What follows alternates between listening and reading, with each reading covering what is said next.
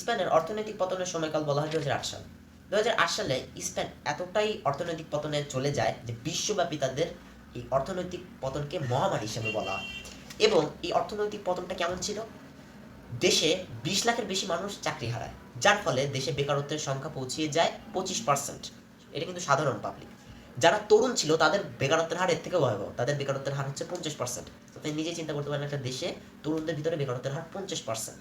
এবং ব্যাংকগুলো দেউলিয়া হয়ে পড়ে, যারা বিনিয়োগকারী ছিল তারা টাকা তুলে নিতে থাকে, এবং জায়গা জমির বাজার মার্কেট আরও খারাপে চলে আসে।